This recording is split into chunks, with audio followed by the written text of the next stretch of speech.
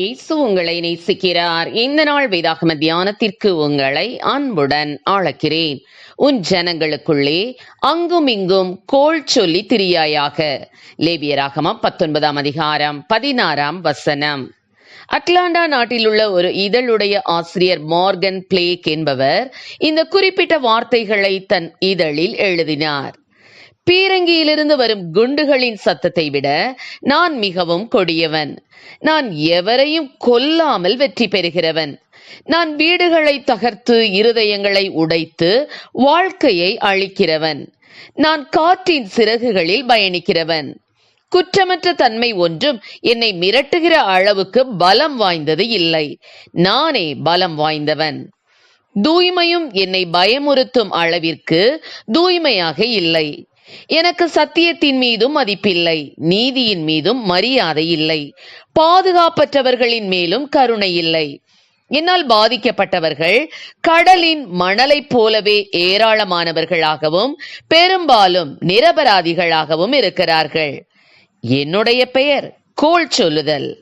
ஆம், கோள் சொல்லுதலுடைய கொடிய வல்லமையை குறித்து என்ன ஒரு தெளிவான சித்தரிப்பு! மீள முடியாத சேதத்தை ஏற்படுத்தும் வல்லமையை இந்த கோள் சொல்லுதல் பெற்றுள்ளது.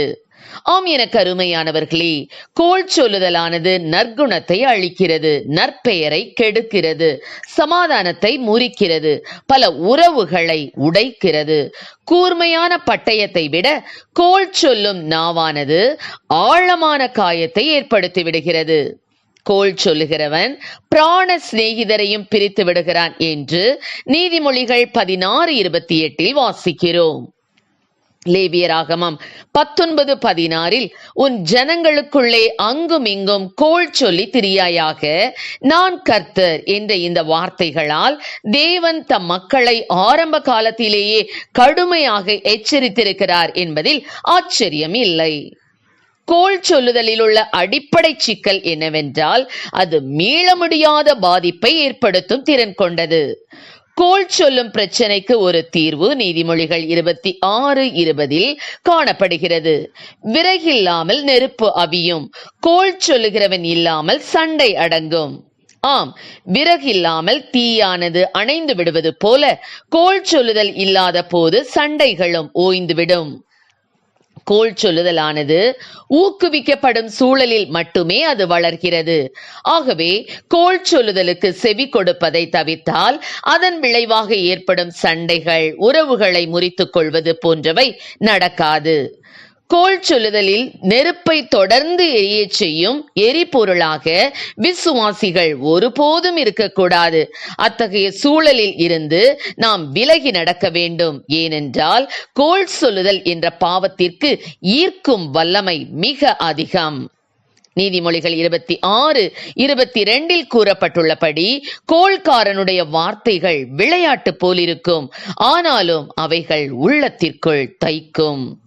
ஆம் பிரியமானவர்களே, நம் கர்த்தர் கோள் சொல்லுதலை வெறுக்கிறவர்.